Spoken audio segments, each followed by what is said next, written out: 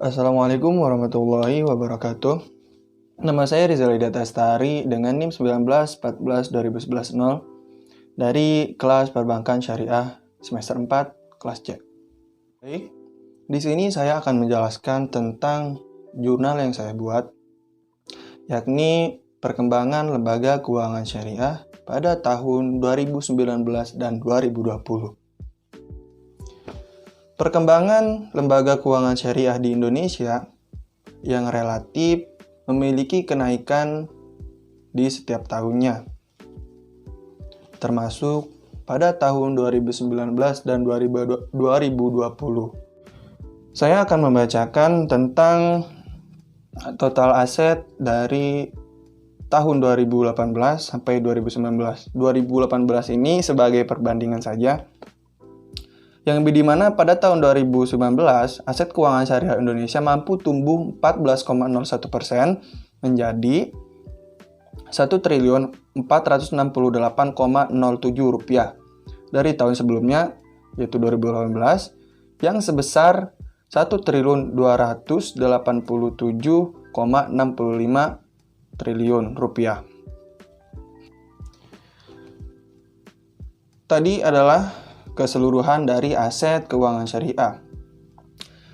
Yang terbesar dari aset keuangan syariah masih dipegang oleh pasar modal, di mana pasar modal ini menyumbangkan aset dalam keuangan syariah yakni sebesar 56,14%, mengalami pertumbuhan tertinggi di antara sektor lainnya dengan laju 17,60% YoY.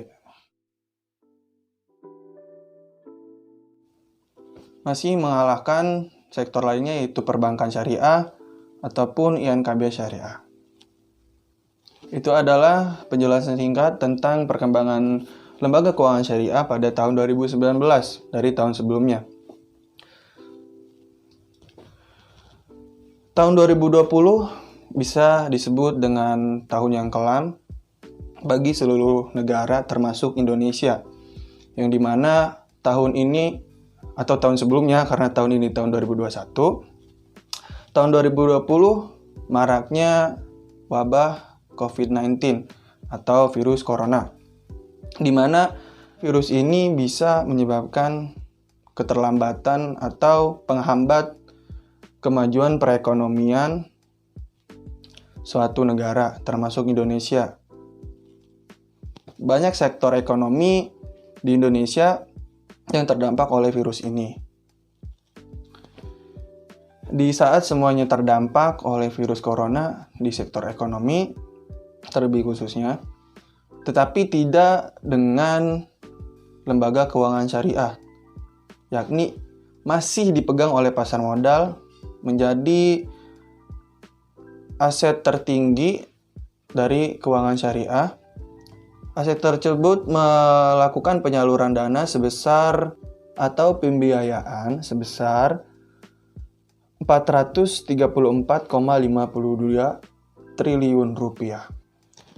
Bisa disimpulkan dari ketiga tahun tersebut, yakni 2018, 2019, dan 2020, lembaga keuangan syariah selalu mengalami kenaikan di setiap tahunnya, terkhususnya dari sektor pasar modal sebagai penyumbang aset tertinggi dari keuangan syariah. Mengapa hal ini bisa terjadi? Karena sistem yang dianut adalah, atau prinsip yang dianut adalah prinsip syariah, di mana prinsip syariah adalah suatu prinsip yang tidak hanya mengutamakan keuntungan dalam bisnis saja, tetapi ingin menciptakan suatu kegiatan atau suatu bisnis yang aman dan transparansi dalam prakteknya. Mungkin hanya itu yang dapat saya sampaikan. Apabila penjelasan saya kurang memadai atau kurang kompeten, saya harap maklum karena saya masih berada di proses pembelajaran. Semoga wabah ini cepat berlalu kegiatan perkuliahan atau kegiatan sehari-hari dalam kehidupan kita bisa berjalan normal kembali. Semoga itu segera kita bisa dapatkan kembali. Amin. Sekian dari saya, kurang lebihnya mohon maaf. Wassalamualaikum warahmatullahi wabarakatuh.